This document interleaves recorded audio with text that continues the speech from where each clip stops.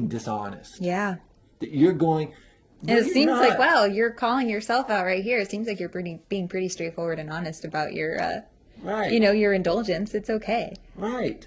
Why do you have to use this word cheat Yeah. meal? Why can't you just say, I fucking like to eat spaghetti something, and What about treat meal? treat meal? What about, it's just fucking food. You don't got to give it a name.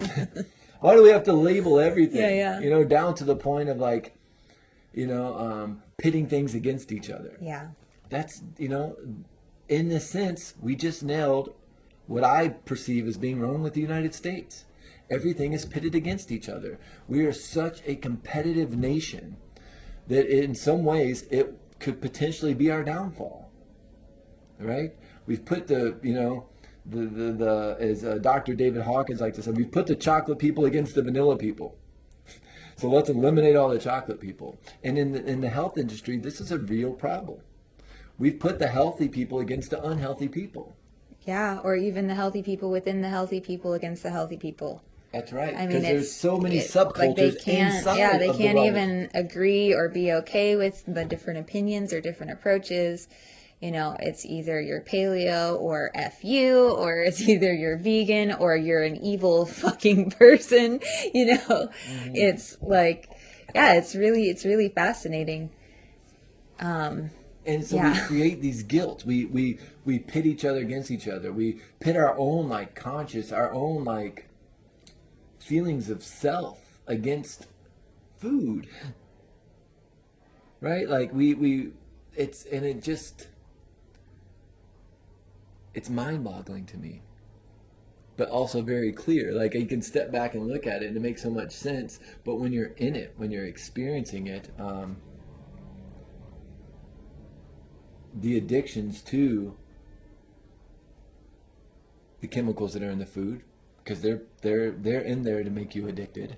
The Totally. addictions to the emotions around the food, like guilt and shame, are very, very, very, they're real addictions. Those Well, and emotions, I would even throw in there anxiety. anxiety, ooh, I mean, a lot of our foods, yeah, a lot sadness. of our foods cause anxiety and depression. They're showing more and more that that comes straight from the gut, and I think that we can totally get addicted to these negative thought patterns, and then thus create more, like perpetuate it by our eating. Because part of us all know, we've talked about that. Like we all have the knowing of what really is good and what is beneficial for us and what's going to harm us or what is not appropriate at this point in time Let's when it talk comes about to that. eating. We Yeah. all know. Like there is an inner knowing, and I would almost say it's actually a physical knowing. Like your body reacts to food that is near it without even like, I mean, and this is actually like they've actually studied this. This is like, this isn't just like my like experience. It like really people's physical body responds to food that they haven't even ingested yet. And we all have that connection and we all have that inner knowing. And so when we start to listen to other people and not our own inner voice, it can really mess things up, because that can create a lot more patterns of just creating more guilt. Like, oh, like you said, like, oh, my coach doesn't want me to eat gluten, so then I'm going to hide the fact that I really wanted pizza and I had pizza, and I'm going to now hide it from my coach, and then in the process I'm going to hide it from myself. you know Or my or partner, my right? partner or whoever or my friends or whatever, and like say like, oh yeah, no, I eat totally gluten free, and then the other like rah, rah, rah, Right, until I go to like, work and you're not right. here. Exactly. Or until, like you said, it gets dark and I go through the late 24-hour drive-through. Yeah, and that causes so much strife within ourselves. Like it isn't about what other people think, it's about how we feel about ourselves and our experience. And we all know, we really do know what's good for us and what's really not good for us. It's just, are we willing to check in and then follow it, because it's not always convenient. Let's talk about the knowing a little more, because I agree with you. We do know And if you're sitting there right now and you're saying you're feeling triggered when I say that you know the answers,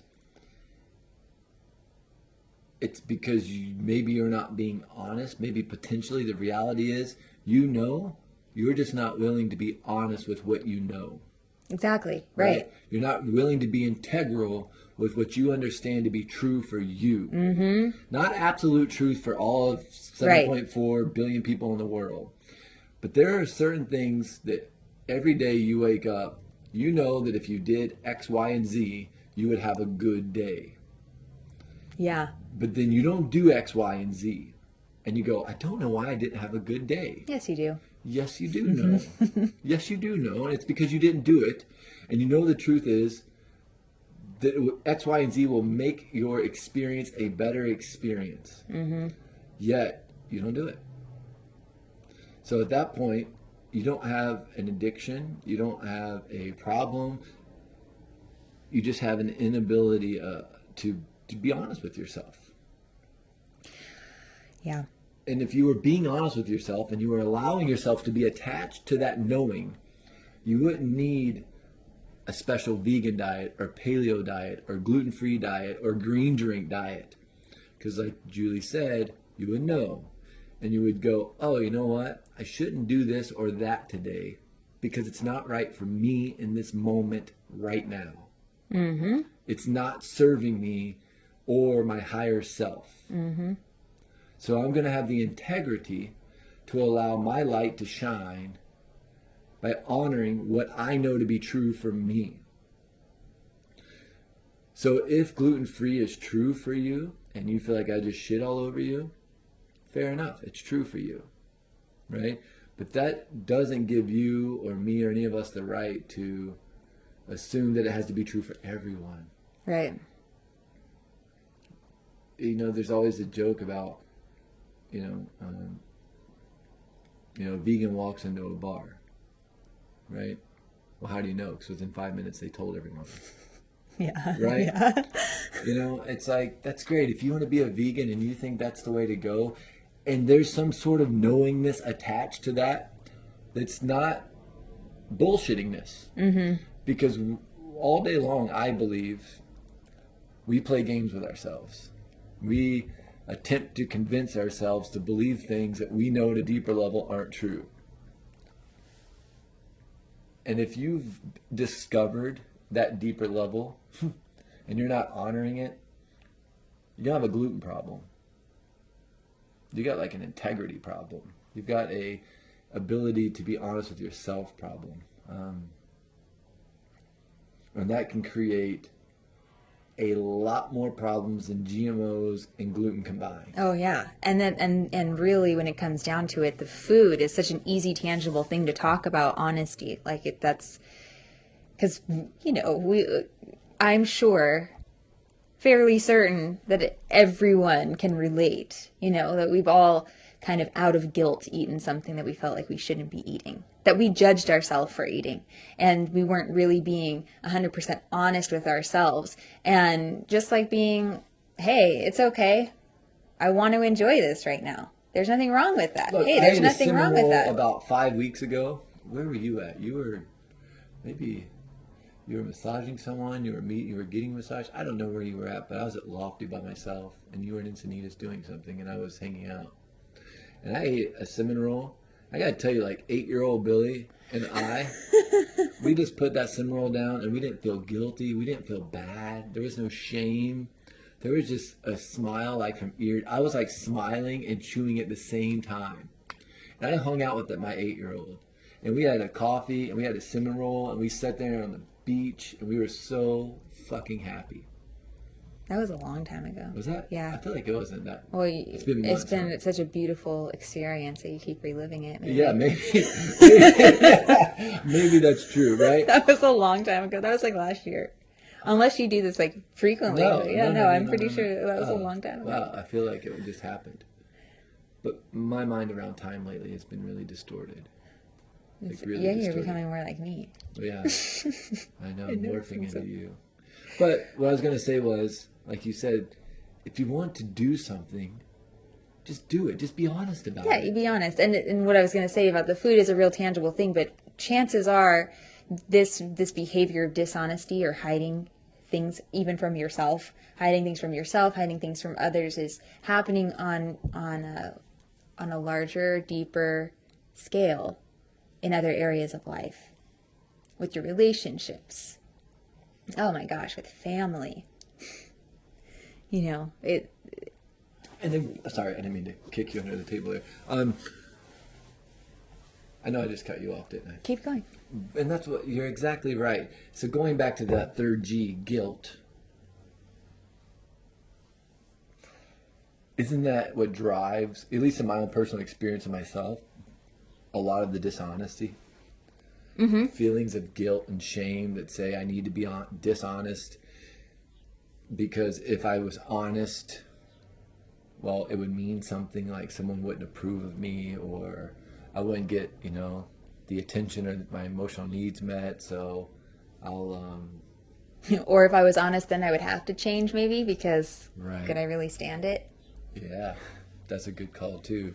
I mean, am I really ready to change? Am I really ready to be the person that I could be or want to be? I mean, or we've been told so often like what right or wrong looks like, and what you're doing is wrong. Yeah, and so I could never really be myself because that's wrong. Right, because that's wrong. And there's that other aspect of, I heard you say it earlier in a different way, but defiance. Right? Like there's this part of us that when we were little kids learned that compliance didn't get us the attention we wanted. So if I'm defiant, it's going to get me more attention. So if I have a cheat meal and I put it on my Instagram page, then everybody's going to recognize or rally around that shared defiance that we all have. Mm-hmm. So it's like now we're all defiant together. Right. And it's like if we own our own values, if we own what is true for us, we're able to be honest with ourselves, then there's really no need for defiance. There's no need for faking yourself. There's no need for like being one thing in front of someone else and then being a different thing when you're by yourself. There's no need for that. And it's exhausting. Being defiant and trying to carry out multiple quote unquote personalities, being different people around different people and facading it's just exhausting. It is. You want to have the energy you need to like create something, a painting or a song, or pursue your dream or whatever. Yeah, or create a different life for yourself. Right. It's totally different than what you're experiencing now. It requires a lot of energy. Yeah. And when you're putting that energy into defiance, guilt, shame, facading, anxiety, those type of things, you don't have the energy you need to really